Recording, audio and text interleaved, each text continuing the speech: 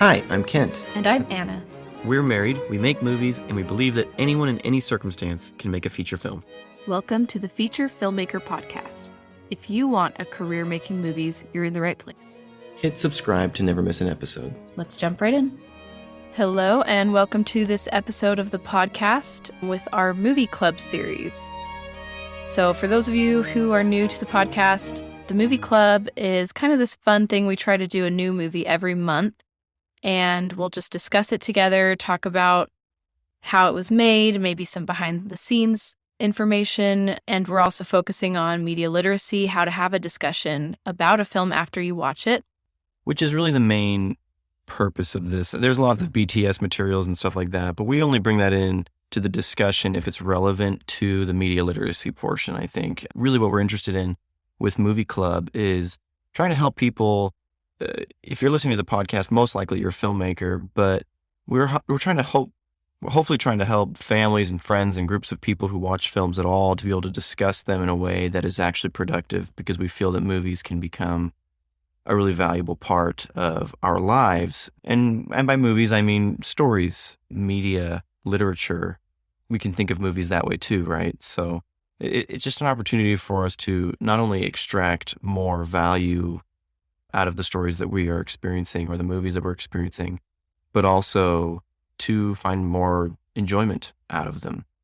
Yeah, I grew up with a mom who was always in a book club. And when I got old enough to read the books that she was reading, I would join her book club and we'd get together, about every month or so and discuss the latest book we'd read. And I thought that was so fun to sit together and discuss stories with other people who were familiar with the story. And now that we make movies, I thought it would be super fun to make the same sort of thing for movies.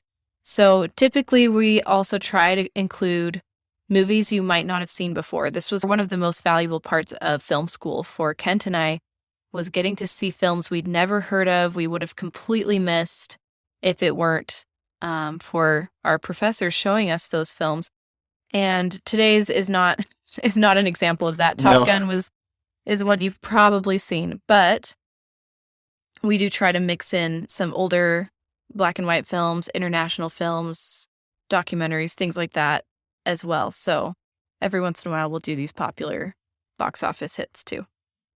Yeah, so we are today going to do Top Gun Maverick, which is not an obscure film. In fact, it has just become Paramount Pictures' highest grossing film of all time, and it broke Titanic's domestic box office record, sans inflation, and it's doing really, really well. It's doing great via word of mouth, and honestly, I thought the movie was going to flop. I thought it was going to have bad reviews.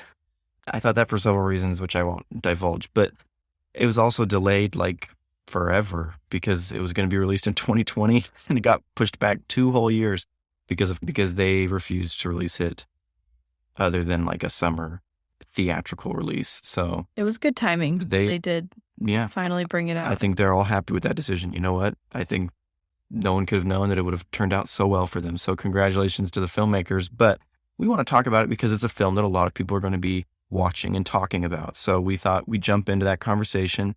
Sometimes we talk about movies that are more obscure, and that's really valuable, but we'll also sometimes hit these big blockbuster films because that's what everyone's talking about. There's a big conversation happening about it. But right now, the conversation that I hear happening about Top Gun 2 is that it's perfect. It's super duper awesome. We all love it. I haven't talked about it much with our film friends, but that's what I've been hearing on like YouTube and online reviews, is a lot of praise mostly. Yeah, all I know is I just went on a girls' trip, and all the girls were talking about how they want to convince their husbands to get Miles Teller's mustache. So that's one of our friends has done becoming very trendy. Her Yes, only growing. Not only her. So that's a thing. But honestly, I didn't even think I would watch this film because it's a sequel, and I haven't seen the first movie. And sometimes I'm hesitant to watch something when I haven't seen whatever came before it, and I feel like I have to, do some research and watch things beforehand. But it actually makes sense even without. Well, they do a lot of handy flashbacking to make sure that nobody gets lost, for sure. Yeah, it's very clear. It's very well told in that way. It's not confusing at any point. I feel like we all understand the details of what's happening in the narrative and what has happened before. But what would you say? I mean, we usually talk about basic premise and theme, so why don't we start with just a short version? I'll do better this time. All right. So basic premise in my mind for Top Gun Maverick is that Maverick is a former Top Gun pilot. He's now a test pilot. He is called back to Top Gun as sort of a last chance because he is a rebel and doesn't like to obey orders, and he's been dodging promotions in the naval, what do I call it? The Naval Air Force? I don't know. Like Navy. It's not the Air Force. It's like the Navy Air people. Wow. And my dad was in the Air Force, so I don't know what to call these Navy people, but they fly airplanes, but they're in the Navy, so it's very confusing. And so he is sent back to Top Gun to instruct a bunch of Top Gun graduates regarding a mission that is really, really hard, that they're going to have to fly and do this thing. But among that group is the son of a man who used to be Maverick's wingman, who died while in the airplane with Maverick because of an accident. And you get that backstory a little bit. So it's really about him having to connect with this young man who is now under his tutelage and reach him in a way that will help him to be prepared for seeing combat for the first time so that he's not going to die. And he feels a lot of personal responsibility as sort of a father, but he also feels a lot of failure regarding not only the death of this young man's father, but also the way he has sort of failed to connect with this young man. So that's really the setup of the film, is him trying to reach this young man and trying to survive the Navy, and they're all pretty upset with him, and there's a lot of distrust, but he has to kind of prove himself and has a chance at redeeming his own reputation and also connecting with this young man, which is really a personal redemption because of his failure to save his father. So it's a compelling premise, I think. Yeah, I think it's really relatable. It's nice that it has lots of different age groups. You know, there's these young Top Gun students that are kind of the younger generation, and there's the older generation who are kind of in the parental roles or the father figure role in the case of Tom Cruise's character.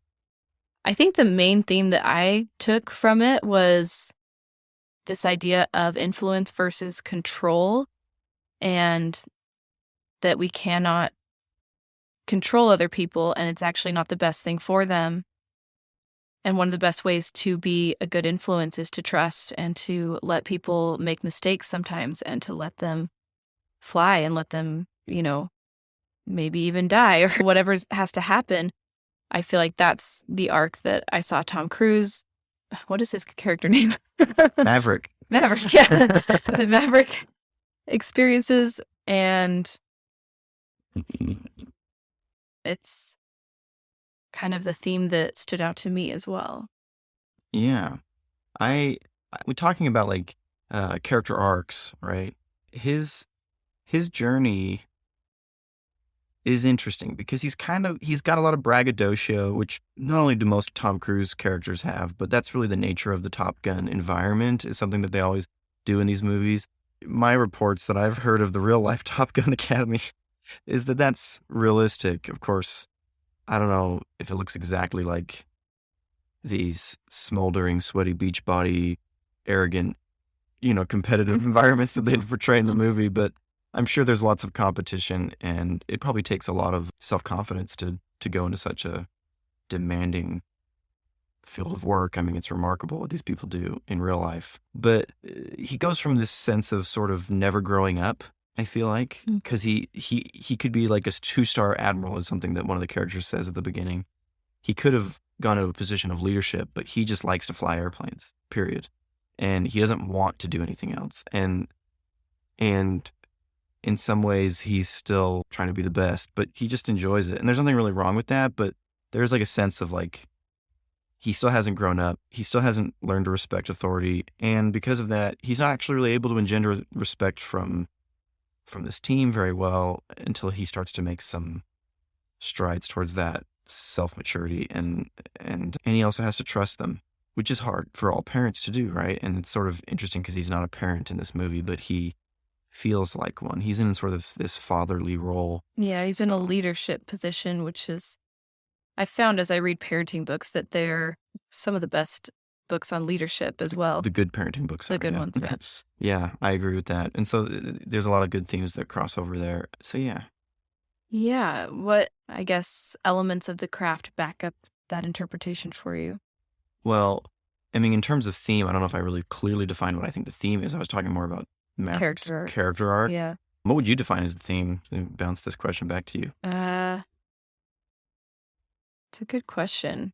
I mean, there's some things they say that I feel like they want you to think are the theme. I don't really espouse them, but you don't. I mean, like, those themes. Don't think, just do is like, I guess in a high stakes scenario like this, You have to rely on training. Yeah, It's kind more of rely on instinct. It's more of a twitch muscle sort of instant. But that could be a dangerous thought to live your life by in other situations. Right. We usually have time to think in most life situations. But he said specifically up there, you can't think. Yeah. Which Important distinction. I would agree with that based on, I mean, watching the combat sequence is really convincing that that's true. There's not much time for thought and you have to really respond and trust that you've been trained. But that to me is thematic of like a theme of preparation, which is always inspiring for me to see that. But Yeah. I don't know, what other themes did you personally glean, from the film?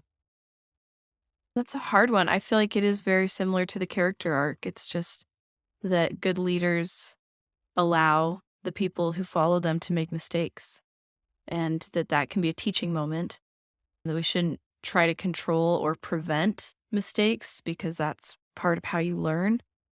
Even in something like this where it is a very high stakes scenario and there is life and death at play, to a certain degree, as leaders, we do still need to respect the freedom and agency of those we lead and be encouraging of them and supportive and teach them, but also allow them to make those choices. It's actually really compelling, I think, the context of the story in regards to the theme that you just shared, because on the one hand, they have to be willing to let them make mistakes, but they're in a situation where mistakes could mean life or death. Mm-hmm. So they have to be willing to put them in a position where they could make mistakes, but prepare them sufficiently that they won't or likely won't make those mistakes, because he really wants them to survive. And he's afraid of putting Goose's son, his wingman's son, in a position where he could die. Because he loves him. Well, he loves him, but also he feels responsible for the father's death. Therefore, he feels responsible for protecting the son. And so he's been holding the son back so that he won't be in situations where he could be hurt or killed in this particular situation. And so that is tricky. How do you give people the latitude to potentially fail? You have to believe in them and give them the chance to fail. But at the same time, and I really like, because in the movie, it's not just this young man who's played by Miles Teller, Goose's son, it's not just that he's in a situation where he could die, or rather that he wants to be in that situation. It's not that he was upset because he held him back from, oh gosh, what's it called? Flight school. Yeah, well, it's not something. Yeah, something like that. He held him he held him back at the academy, and so it put his career behind, and he was really frustrated about that. So there's somewhat of like a game of catch up that he feels like he's doing. But then once he's actually in this position of risk, you can tell he's scared. He's scared of the responsibility and the risk involved with this mission, and if he will be capable of rising to it. But forcing him to be in that situation is the only thing that's going to kind of help him have the impetus to rise to it, which I think that the context of these super high stakes is a really valuable illustration to those of us who, frankly, most of the time when we're parenting or leading, let's say we're movie making, we're not in a position of such high stakes with those we're leading. And yet it still feels like that, right? It's like, I cannot let them fail, or if they do that, they're going to mess it up, or they're going to break that thing, or they're going to put us behind schedule, or I have investors to, answer to, all these things that we deal with in normal life. But in this case, he could die. And yet the best thing for him was, to let him do what he was already willing to do, which is risk his life to do his job, to grow as a person, which allowed Maverick to also grow as a person. which is kind of the cycle, I think, of leadership. So Yeah. I don't know. There's a lot of themes there that I don't know if I like super stated clearly one singular theme, but there's a lot happening that I think is really valuable narratively. Yeah, I also think of like his leadership in that he just went and did it. And that's when he really gained the respect of the team, even though that was not what they wanted him to do. Probably He should have started there. Yeah, well, he really showed them, like, I This can can do be this done. course. This can be done. They had respect for him and they believed in him and followed him into it. Yeah, trusting them with his life. Yeah, meaning he had to prove to them that the course that they would have to run to successfully complete this mission. There are some spoilers here. He has to convince them that it's even possible. Yeah. And for weeks, none of them are able to accomplish it. And then he's the one who actually proves it, not only that to them, but to his own superiors, that his plan of action is physically possible to accomplish in the F-18 and for the human body, Tom Cruise's human body. Yeah. Okay, great. So what would you steal? What was the most emotional part? Biggest things you want to take away from this? Yeah. Filmmaker. Yeah, I think most emotional part, the ending is really solid, and it has a really great Act 3, which I won't get into, but they really raise the stakes and push the story. I always like it in one of these sort of 3-act kind of movies when the movie feels like it's just about done, and then they just kind of push it a little farther. It's a nice solid 3 acts, feels very earned. So I think that last portion of the film where he and Miles Teller's character are in a plane together, I think that portion is probably the most emotional for me, and I really enjoyed it. Some of the ending is a little saccharine with the big music and whatever, but honestly, just live with that. They really they established that from like the opening scene that this is going to be a bit of a throwback and kind of a this isn't going to be like a super Serious. challenging serious thing. Yeah. So I mean, if you don't want to watch that, then don't watch Top Gun Maverick. But they're going to lay it on thick with this movie, and that's fine. And then as far as stealing or learning, I did steal. I researched heavily the behind the scenes on how they shot this because we recently shot some P-51 Mustang aerial footage, and which is the plane at the beginning and end of the film that Tom Cruise Tom flies Cruise around. actually owns. It's his plane. Yeah, he wanted to get that in this movie because, he likes it, I guess. And so we actually shot some P-51 stuff for a client for a commercial, and that was lots of fun. And I tried to kind of mimic the way that they mounted the camera in the cockpit. They looked the same.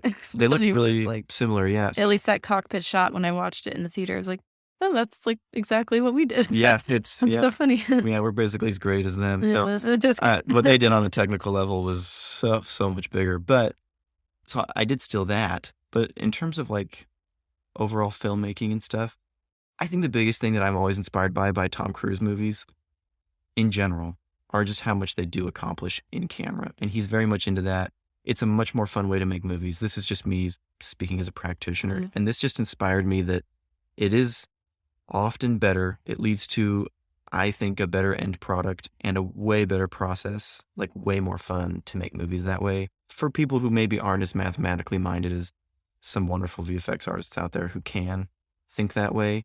There are obviously lots of VFX in this movie, like digital trickery and stuff, but because they had a base, I think, of doing as much in camera as possible and then just fixing and adding stuff with VFX where needed, I think that paid off for them. And I think it pays off for me when I push to do movies that way. And it really is just a lot of fun. Yeah, I totally agree. I mean, if you do watch some of the behind the scenes stuff, you'll see that Tom Cruise put the actors through a training where they did underwater training and a bunch of other training so that they could actually be in the planes, actually going at those high speeds, and that their bodies were prepared to experience the G's. And I'm sure that there were other people more competent in regards to flight school and Naval Academy training than Tom Cruise involved in that process. Absolutely. And the behind the scenes commentators like to make it sound like Tom did everything. Well, and he said, he wanted to get the top pilots and people involved that he could in that process. And I think that was really fun for the actors to actually be in the planes. Obviously, they weren't actually flying them, but they were actually in them experiencing. They were flying the F-18s? Well, from the movie. Oh, I'm sorry. Yeah, I think that's one I would take away too. I also think it's just good to see what audiences want in theaters. Like for me, interesting. It was exciting to see people respond so well to a film that was pretty clean, pretty family friendly for all different ages. I mean, not little kids, but kids' parents, grandparents. It wasn't extremely offensive, and it was just uplifting in like it's fun to watch kind of way. But it also had an element of spectacle, and I think we don't always want to just go watch something like that's a gritty drama. And even though that is good and there are things we can learn from that, it's really important to watch serious films. I think it's also important to tell stories that are fun to watch and that people can enjoy for entertainment with their families and kind of as a way to escape or get out of their life for a minute and have some fun. Yeah, well, and not just that, but that they inspire and they give you some hope for humanity in the Yeah. future. And I think this movie does that well. Like, I also think it was patriotic if you live in the United States. And I mean, I think there are more patriotic films that have been made and more interesting commentaries on the United States and our history and our government. But it's nice to see that we're allowed to do that. We can celebrate our countries wherever you're from and not be ashamed of that. And so I think that very little good change comes from shame, whether that's personal or collective. So that was also nice to see for me that like this was a movie that wasn't like shy about being like, look at this incredible thing that these incredible service people do and the sacrifices they make or are willing to make. And let's celebrate that too while we're talking about it. And I'm like, yeah, I don't feel like that's bad. I don't feel like we should be like, no, we should be talking about, the imperfections of these people or doing more on our complicated history. It's like, yeah, there's time for that, but there's also time for celebration. And I think it's nice to see that there is actually still room for that conversation for a lot of people. So that was refreshing to me. Yeah, I think it was a productive message without hitting you over the top of the head. So hope you enjoyed it. Thanks for joining us on this podcast. We really hope you enjoyed it, and we hope you enjoyed Top Gun Maverick if you haven't already seen it. And it's still in theaters for probably several more weeks, honestly, because it seems to be doing really well. But if not, you can wait till it comes out on streaming, which I think it is out already on the streaming service. But we hope to see you on the next episode of Feature Filmmaker and also the next episode that is a movie club episode. All right, we'll see you then. Bye. Bye. Thanks for joining us today. If you like what you're hearing on the podcast, you'll love the Feature Filmmaker Academy, a program designed to teach anyone how to finance and finish a feature film. There are many resources teaching you how to do a great job, but what they don't teach you is how to get the job in the first place. You cannot have a career making feature films until you've made at least one. Anyone can make a feature film using our proven model. It's risk-free. If you follow all the steps in the program, you'll finance and finish a feature film or we'll give you your money back. Learn more at invisiblemansion.com/feature filmmaker or click the link in the show notes. If you find this free resource valuable, we'd really appreciate it if you leave us a review or share it with another filmmaker. We'll see you next time. Bye.